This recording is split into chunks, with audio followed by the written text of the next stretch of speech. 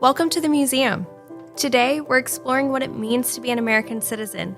In 1883, future President Theodore Roosevelt gave a powerful speech called the Duties of American Citizenship. Roosevelt gave this speech early in his career when he was a New York State Assemblyman.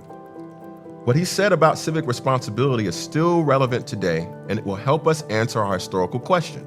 How can understanding the principles of the Constitution help citizens participate effectively in a democratic society? Let's take a look at some key sections from his speech. No man has a right to shirk his political duties.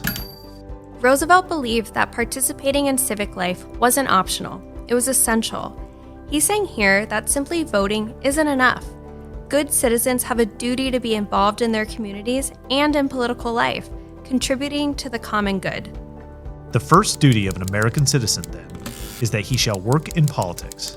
His second duty is that he shall do the work in a practical manner. And his third is that it shall be done in accord with the highest principles of honor and justice. Notice how Roosevelt outlines in this section 3 key duties: work in politics, being practical, and acting with honor and justice. He's telling Americans that civic engagement is more than just showing up. It's about doing the right thing and working toward the common good. If freedom is worth having, if the right of self-government is a valuable right, then they must be retained by labor and organization that is in combination with our fellows who have the same interests and the same principles. Here, Roosevelt emphasizes the importance of working together. Civic engagement isn't just an individual responsibility. It requires organizing and collaborating with others with the spirit of a common purpose.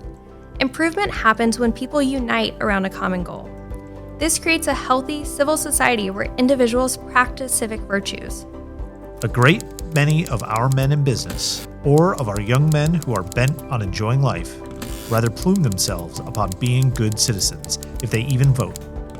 Yet voting is the very least of their duties. Roosevelt makes it clear that voting is just the beginning. There's so much more that citizens can do to improve their communities, like volunteering, attending meetings, and working together to solve problems. And remember, even if you can't vote yet, you can still be an active citizen by getting involved in your school and community. Individual citizens like you can learn to act with the civic virtues of moderation, prudence, and responsibility when working with others through compromise. When citizens act with integrity, honor, and justice, they create meaningful improvements in their communities.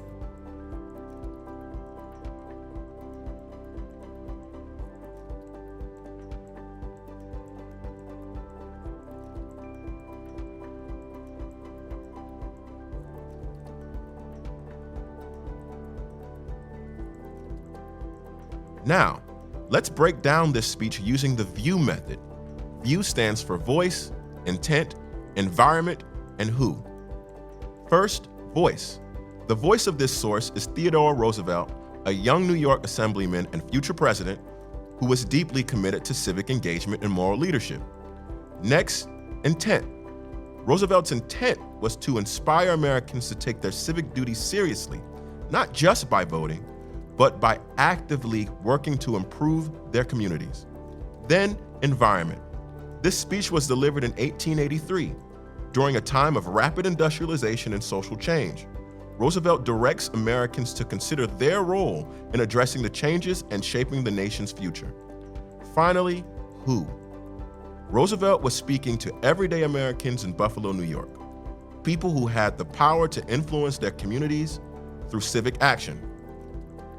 Now that we've analyzed Roosevelt's speech, let's answer our question. How can understanding the principles of the Constitution help citizens participate effectively in a democratic society? The key words we want to focus on are principles of the Constitution and citizens participate effectively. What are some principles of the Constitution that are the role of citizens? How can citizens effectively participate? And what did our source, Roosevelt's speech, have to say about all of this? To answer this, we need a strong thesis statement. Remember, a thesis should clearly state your argument and provide a strong explanation of your reasoning. grounded in the document analysis we conducted using the acronym VIEW. Here's an example.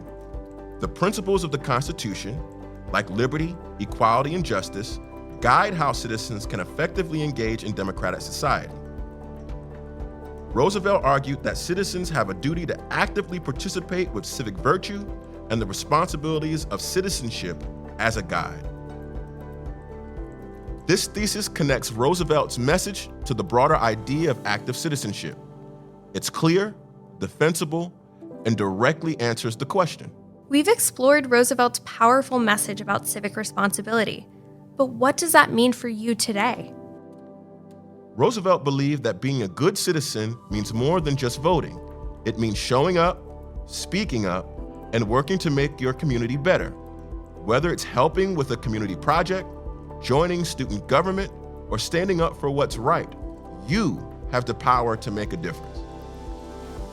Active citizenship isn't just a historical idea. It's part of everyday life. By understanding the civic virtues of responsible citizenship and principles of the Constitution, you can help shape your community and make a real difference.